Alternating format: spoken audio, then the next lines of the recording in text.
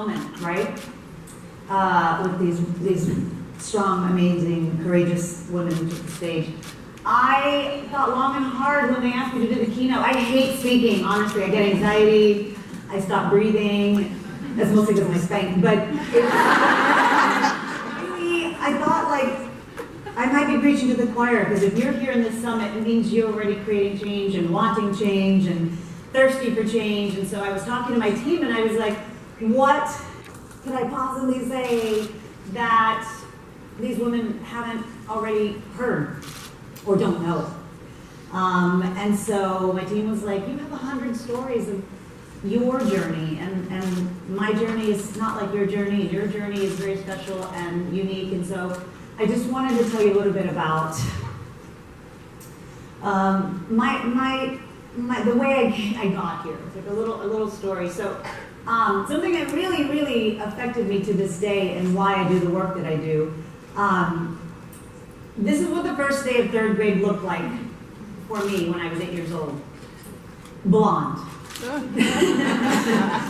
Very blonde. My mom made me take the gifted and talented test in hopes that I would get into a superior school that would in turn change my trajectory of life. And as an 8-year-old, all that meant to me was I was going to have to be leaving my friends and getting on a bus to ride across town to the rich neighborhood, to a place I did not know, I had never been to.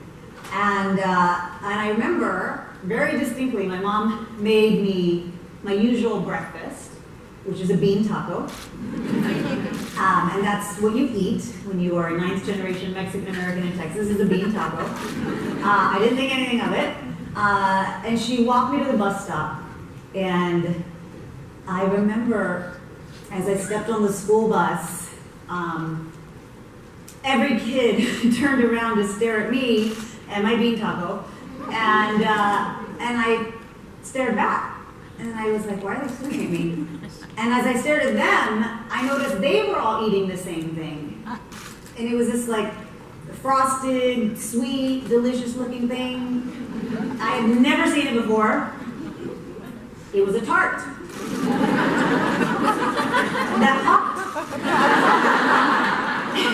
Even the name was like magical. It was a Pop-Tart. And I was like, wow, what is that? Oh my gosh. And so I took my seat next to a blonde little girl. And I was holding my bean taco and she's holding a Pop-Tart. And I was like, what's that? And I was just so excited to engage in a conversation. And she goes, what's that? And I was like, well, it's a bean taco. And then I remember hearing somebody on the bus whisper, she's Mexican. It was apparently a fact that explained me. And I remember thinking it was weird because I was like, what's a Mexican?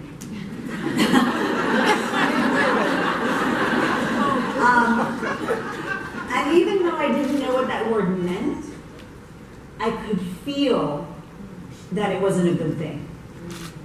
And when I got home that afternoon, I was crying, and I begged my mom, you gotta buy Pop-Tarts! And she was like, oh, you're crazy. Pop-Tarts are like $2 a box.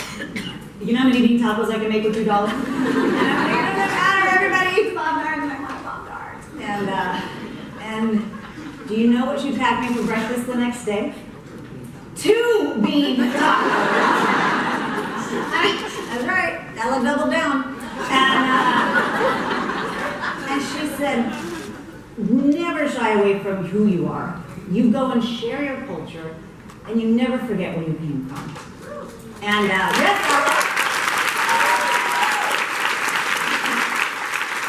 my mom's a gangster. She's like, yeah.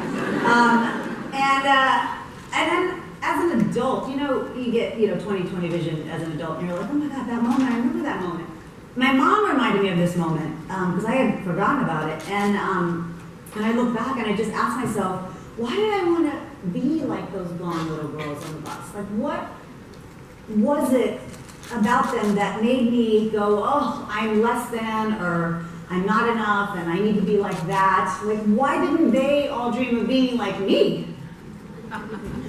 Looking like me, eating what I ate. I mean, for one, I'm sure that none of them ever saw a Latino family on television.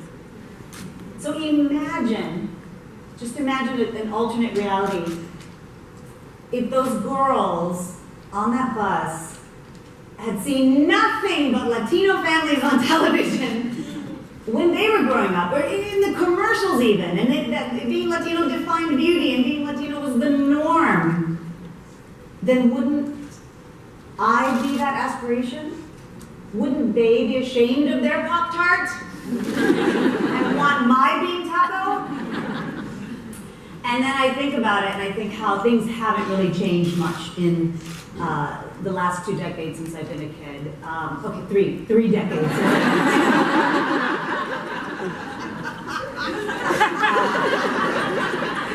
But 2 months ago, and Sherry mentioned this, the Annenberg study came out, and it showed that even though Latinos are 18% of the population of this nation, we are only 4% represented in film. And I don't know why it's like this. I don't know why it persists. I don't know. It's just weird to me that there's only a handful of Latinas in this room. I remember when they asked me to speak, they were like, "You're special. You're one of the only Latinas who has to speak." And I'm like, "That's horrible." You are. And for some reason, Latinas are the last to find their voices amplified in this industry. And what the study said and showed was that we are being erased. Because this goes beyond underrepresentation. When you are not on screen in the media, you are being erased. You do not exist. And the stories from Hollywood do not come close to reflecting the complexity of who we are as a community. And this is a problem. It's a big problem because the demographics of America is changing, and it's changing in a very Latin way. And this cultural shift is freaking people out, right? Have you seen Fox News? No. And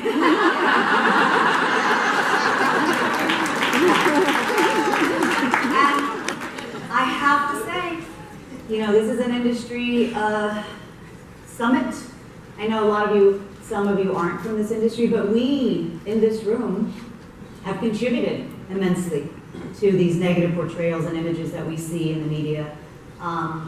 We here in Hollywood are largely responsible for much of the unconscious bias that is against people of color. Because people of color are usually depicted in very narrow ways on screen. And unconscious bias comes from those repeated images that are deemed as a threat. So when you see young black men in movies who are deemed dangerous, or you see young Latino men in movies and TV who are deemed sketchy, you begin to form an opinion, especially if you don't have interaction with these communities.